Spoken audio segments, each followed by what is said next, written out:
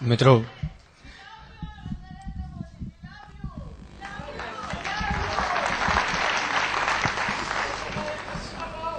એક આખો કાર્યક્રમ મોસાળમાં ભાવક પક્ષે પણ રાખી શકાય એટલું સમૃદ્ધ ઓડિયન્સ છે આ. સાહેબ, એકવાર આ લોકોને સાંભળવાનો કાર્યક્રમ રાખીશું આપણે. મિત્રો, વિશેષ કાંઈ નહીં કહેતા, મહામહિમ માનનીય ઉપરાષ્ટ્રપતિ શ્રી ભૈરવસિંહજી શેખાવતને એમનો આનંદ વ્યક્ત કરવા માટે વિનંતી કરું છું. માનનીય ઉપરાષ્ટ્રપતિ શ્રી ભૈરવસિંહજી શેખાવત.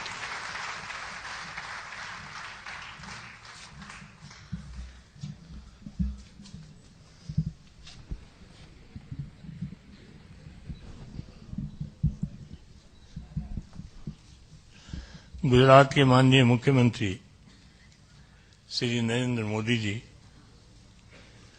सांसद Shri Digvijay Singh ji, image book culture trust के अध्यक्ष श्री नवीन भाई दवे, श्री सुरेश भाई दलाल जी, श्री गोपाल दवे जी, उपस्थित सज्जनों व देवियों, मैं सबसे पहले तो आपसे प्रार्थना करना चाहूंगा कि मैं श्री नरेंद्र मोदी की लिखित कविता की जाल में फंस गया हूं. मुझे उससे मुक्ति चाहिए. जिस समय नरेंद्र भाई ने मुझे इस पुस्तक का विमोचन करने के लिए बात की तो मैं समझ रहा था कि मेरे से मजाक कर रहे हैं. मैंने इनकी बात पर विश्वास नहीं किया कि कविता लिखी है, और यह भी विश्वास नहीं था कि कविता लिख सकते हैं. लेकिन इस पुस्तक जब मेरे हाथ में आई तो उसको पढ़ने के लिए और समझने के लिए कई बार प्रयत्न किया, लेकिन नरेंद्र भाई से मैं क्षमा चाहता हूं और आप लोगों से भी कि मैं उसको उस समय नहीं समझ पाया. लेकिन आज के इस कार्यक्रम में आने के पश्चात इस कविता को मैं समझा हूं, और मुझे इस बात की प्रसन्नता है कि कविता को जिस रूप में रखा गया है उसे नरेंद्र भाई का जीवन क्या है, इनकी अभिलाषा क्या है, जनता की सेवा किस प्रकार से करना चाहते हैं, उसका एक सही मानों में घोषणा पत्र है.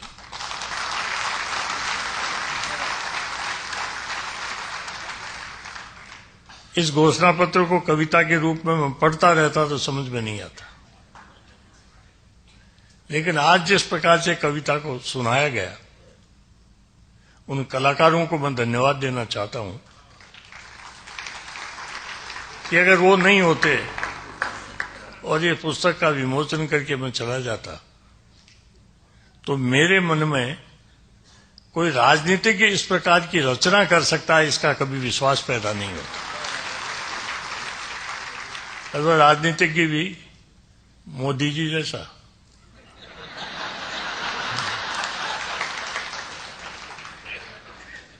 लेकिन मुझे इस बात की खुशी है कि इन्होंने अपनी भावनाएं व्यक्त कर राजनीति के प्रति विश्वास पैदा किया है.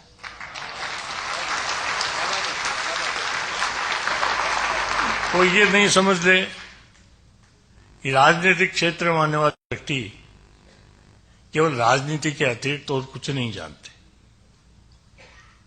राजनीति के अतिरिक्त और कुछ नहीं समझते, और राजनीतिक भाषा के अतिरिक्त अन्य भाषाओं में अपना मंतव्य जनता के सामने नहीं रख सकते.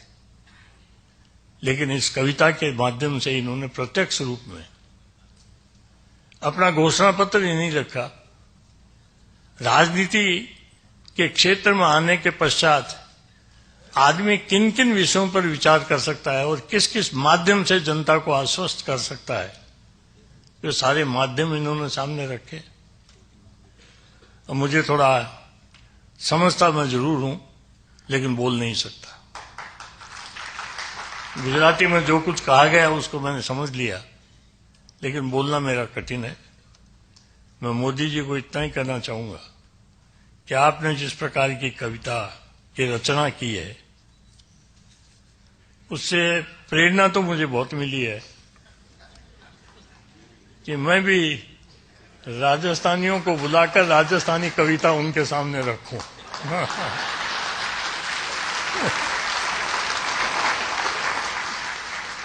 लिख सकता हूं कविता, और लिखने के बाद में मैं चाहूंगा कि ऐसा मौका मुझे भी मिले कि पुस्तक मैं लिखूं और विमोचन उसका आप करें।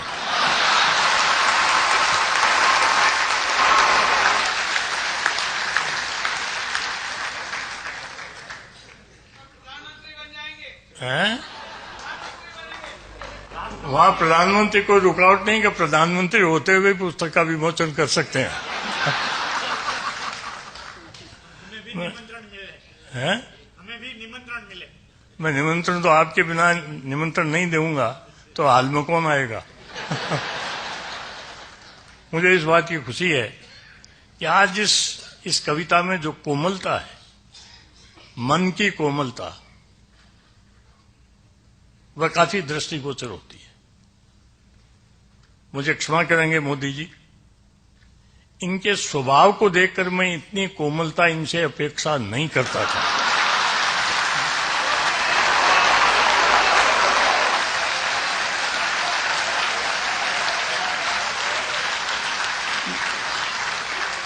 लेकिन आज प्रत्यक्ष में इनका दोनों स्वरूप मैंने देख लिया, कितने कोमल हैं, कितने कठोर हैं। कोमलता पर तो इन्होंने कविता का रचना कर दी, अब के मैं चाहूंगा कठोरता पे भी आप निबंध की रचना करें। दोनों में सामंजस्य कैसे हो सकता है, उसका फिर हम विचार करेंगे। मुझे खुशी है कि आज आप सब लोगों ने यहाँ आकर इस कार्यक्रम को बहुत ही अच्छा रंग दिया। इस कार्यक्रम के कारण से एक साहित्य के प्रति आपकी भावना जागृत हुई है। मैं विश्वास करता हूं कि भावना इसी प्रकार की बनी रहेगी। मुझे क्षमा करेंगे, मैं इस पर ज्यादा कुछ कहने की स्थिति में अभी नहीं हूं, वरना मैं भी बहुत कुछ कह सकता था, लेकिन मैं कविता तो नहीं, मतलब कविता मेरे से अभी सुनकर आप ये कहोगे मोदी जी की कविता अच्छी थी, मेरी खराब है, मैं परीक्षा में नहीं बैठना चाहता। ये मोदी जी को मैं मौका नहीं दूंगा, लेकिन कभी दे दूंगा।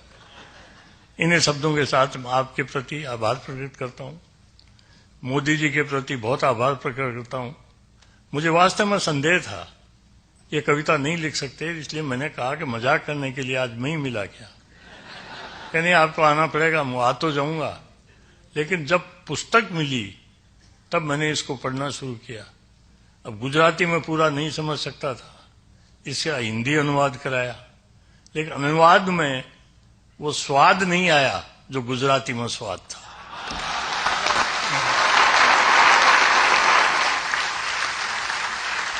कविता का स्वरूप जिस भाषा में और जिस मन से लिखा गया है उसी प्रकार से प्रकटीकरण होगा तो कविता के प्रति लोगों की रुचि पैदा होगी। कविता का भाव क्या है इसके प्रति आस्था प्रकट होगी। कविता किन स्थितियों में लिखी गई है उसकी पूर्ण जानकारी होगी, और लिखने वाले का मन क्या है वो मन बिल्कुल स्पष्ट रूप से प्रकट होकर सामने आ जाएगा।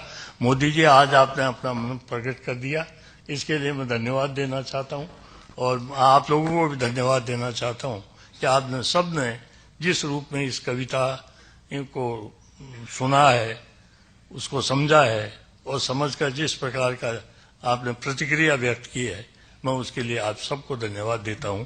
बहुत बहुत धन्यवाद।